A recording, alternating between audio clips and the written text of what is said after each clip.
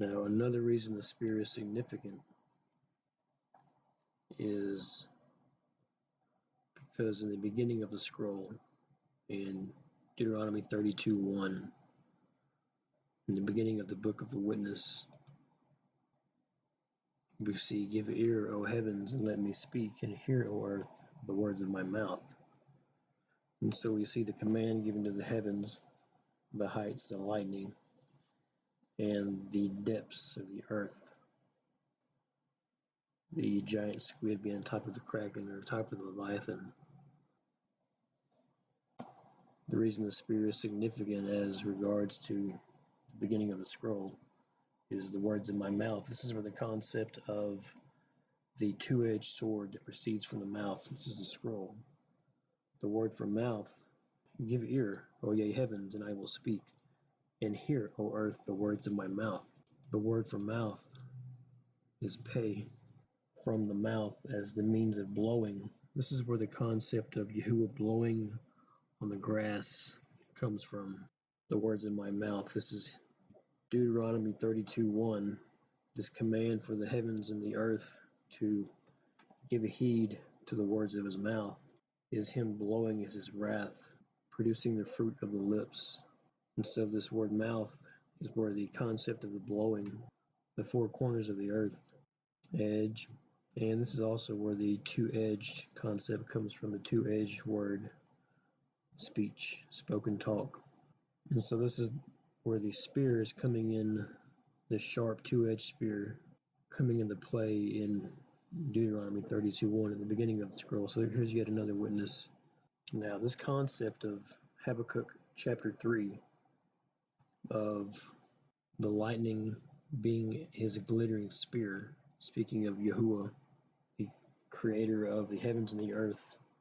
This concept of him possessing this lightning spear is not exclusive to the Hebrew scripture, the Jewish faith, whatever you want to call it. This permeates many cultures and many civilizations. This very prophetic event that Habakkuk had written about here in chapter 3, with the deep giving forth its voice, lifting up its hands, as we've shown the giant squid, a type of the Kraken or the Leviathan, coming up out of the deep, the eclipses, and the lightning, his lightning being his glittering spear. This is not exclusive to the Hebrew scripture. As I said, this permeates many different cultures. In the Western world, the thunderbolt is most readily associated with the Greek sky god Zeus. With it, he defeated the Titans and took control of the Greek pantheon. Myth tells us that Zeus freed the Cyclops, the master builders, who were imprisoned in the depths of the underworld, Tartarus. In gratitude for their release, they gave him a marvelous weapon, the thunderbolt.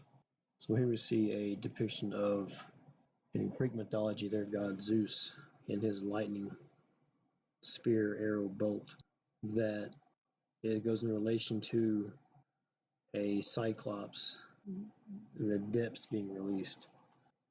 Also in Norse mythology, in the Slavic Vajra, the evil serpent Veles, who ascended from the underworld and stole something of value from the sky god Perun. Perun, using lightning bolts, would vanquish Veles back to his underground realm annually. His deadly axe, like Thor's mighty hammer, was used to subdue evil and overcome the iniquitous serpent Veles. Perun is the equivalent of Yahuwah or Zeus in the Slavic, using lightning bolts to vanquish this serpent that ascends from the deep. Just as this happened on July 19th, 2019 with the thunderbolt, with the lightning and the ascension of the giant squid.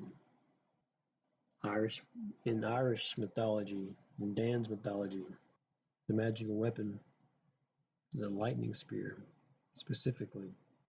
So we see many different cultures having lightning weapons and battling these serpents or these creatures that ascend from the underworld, from the depths, where the lightning bolt of the gods, quote unquote, meets the creatures from the depths.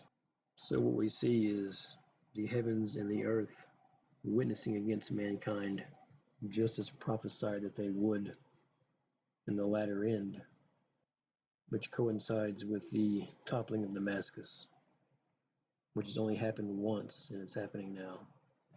So to recap, June 19th, the giant squid ascends and the boat that captures the footage at the same time gets struck by lightning.